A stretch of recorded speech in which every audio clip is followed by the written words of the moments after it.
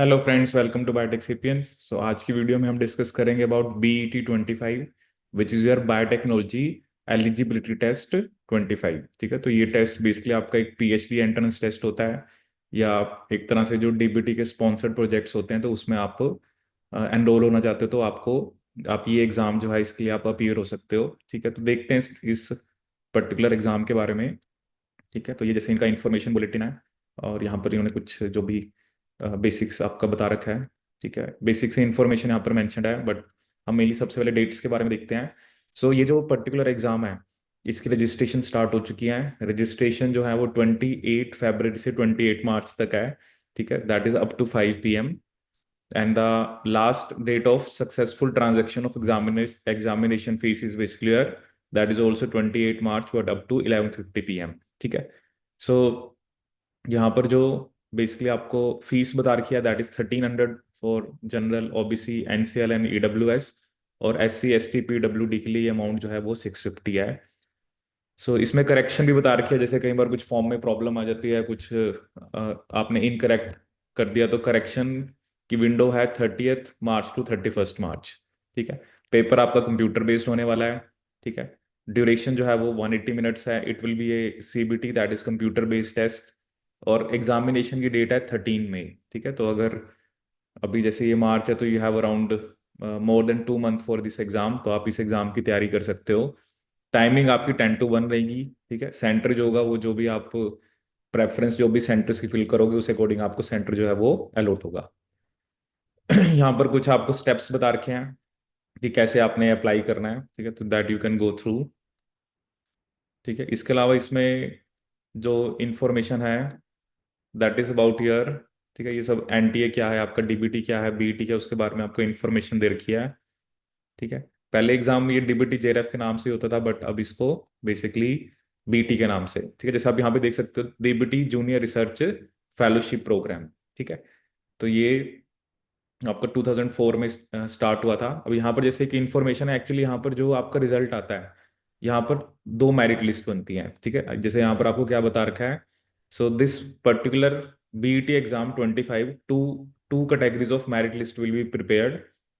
One is category 1 and other is your category 2। यहाँ पर आपको दो कैटेगरीज जो हैं वो बेसिकली देखने को मिलने वाली हैं। एक आपकी कैटेगरी 1 होगी और एक कैटेगरी 2 होगी। ठीक है, सो जो कैटेगरी 1 है, they shall be eligible to avail fellowship at any recognised university institution across India. ठीक है, अगर आपके पास कैटेगरी 1 है तो आप कहीं पर भी PhD प्रोग्राम के लिए एनरोल कर सकते हो, and your fellowship will be activated. But जो कैटेगरी 2 है, they will be eligible to be appointed in any DBT sponsor project. ठीक है, ये देखो ये सब गवर्नमेंट की एजेंसीज हैं, CSIR, DBT, ICMR, ICAR, तो इनके भी अपने प्रोजेक्ट्स होते हैं। ठीक है, तो जो कैटेगरी 2 है वो जो स्टूडेंट्स हैं they will be appointed in any DBT sponsor project with fellowship equivalent to NET GATE qualification as per current DST guidelines, और they can also enrol into the PhD programme. ठीक है, but जो category 2 वाले हैं, they shall not entitle candidate for any fellowship from DBT JRF programme. ठीक है, तो उनको DBT JRF प्रोग्राम के थ्रू नहीं फेलोशिप मिलेगी। उनकी जो फेलोशिप है, जो भी उनका प्रोजेक्ट है और DST के गाइडलाइंस के अकॉर्डिंग उनको फेलोशिप दी जाएगी। ठीक है, सो यहाँ पर ये क्या है कि अगर आप जैसे आपका एग्जाम क्वालिफाई होता है तो विद इन 2 ईयर्स जैसे आपको एक अवार्ड लेटर दिया जाएगा, that is you qualified this exam.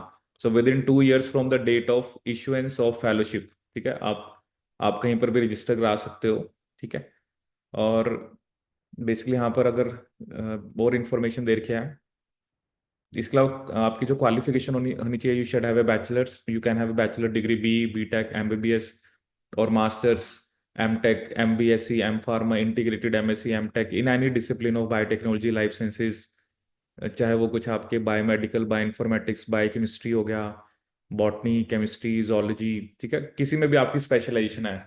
जैसे यहाँ पर एक पॉइंट मैं जरूर ऐड करना चाहूंगा, क्योंकि पहले ये जो एग्जाम होता था ना, आज से if you talk about may be 18, I exact मुझे ये याद नहीं है, 18-19 तक, तो ये सिर्फ बायोटेक्नोलॉजी वाले स्टूडेंट्स इसके लिए एलिजिबल होते थे। ठीक है, बट आफ्टर दैट इन्होंने ये जो एग्जाम था ये सभी लाइफ साइंसेस फील्ड के लिए ओपन कर दिया। तो एक मेरा यहाँ पे सजेशन रहेगा कि आप ज़्यादा पुराने पेपर मत सॉल्व करो, क्योंकि ज़्यादा पुराने पेपर देखोगे तो they are mainly biotech oriented. ठीक है। और अभी आप देखो कि रिसेंट जो 3-4 साल में वो क्या ट्रेंड चल रहा है, accordingly you can prepare for exam. ठीक है, क्योंकि ये एक इंपॉर्टेंट पॉइंट होता है ना, बच्चे कहते हैं हम पिछले 10 साल के क्वेश्चंस कर रहे हैं। देखो उन चीज़ों का यूज़ नहीं है, क्योंकि ये चीज़ें कोई बताता नहीं है, आप ऐसे क्वेश्चंस करते जा रहे हो।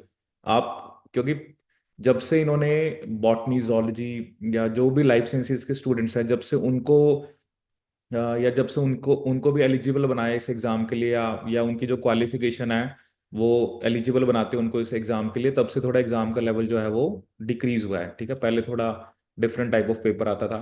ठीक है, जो फाइनल सेमेस्टर में स्टूडेंट्स हैं वो भी इसके लिए अप्लाई कर सकते हैं। ठीक है, 60% मिनिमम मार्क्स चाहिए जनरल, ईडब्ल्यूएस और ओबीसी कैटेगरी को, और एससी एसटी और डिफरेंटली एबल्ड जो कैंडिडेट्स हैं उनके लिए बेसिकली 55%। एज लिमिट इसमें 28 ईयर्स है। ठीक है, ये सभी के अंदर है, जैसे ये एक्चुअली ये गवर्नमेंट की गाइडलाइंस हैं, चाहे CSIR है चाहे ICMR है। तो SC ST के लिए और डिफरेंटली एबल्ड के लिए 5 ईयर्स की रिलैक्सेशन है, और वुमेन कैंडिडेट्स के लिए यहाँ पर 3 ईयर्स की है। ठीक है, फॉर OBC कैंडिडेट्स। ठीक है, तो ये जो 5 ईयर्स की रिलैक्सेशन है ये SC ST differently abled and women candidates के लिए है, और OBC के लिए 3 ईयर्स की है। ठीक है, candidate should be bonafide citizen और रेजिडेंट ऑफ इंडिया। ठीक है, ये सब यहाँ पर आपको एक्सप्लेन कर रखा है।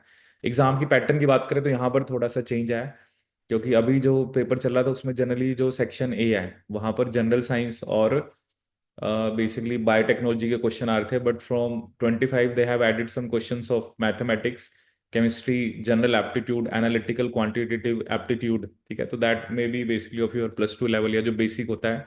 50 क्वेश्चंस हैं, आपको 50 करने हैं, तो that makes 150 marks, each question carrying 3 marks.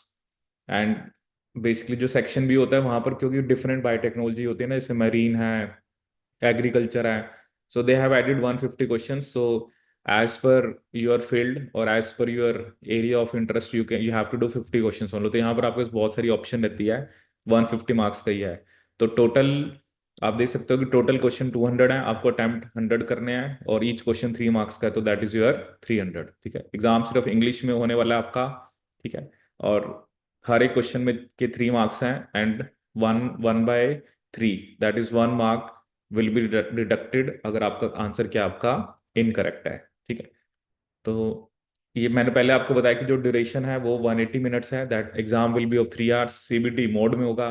13 मई को ये एग्जाम है। ठीक है, सो अगर आप वैसे सिलेबस देखोगे ना तो सिलेबस आपको बहुत ज़्यादा दिखेगा, बट इतना एग्ज़ाम आपका डिफिकल्ट नहीं आता है। ठीक है, देखो एग्ज़ाम की डिफिकल्टी का लेवल हमें कहाँ से पता लगता है, कट ऑफ से।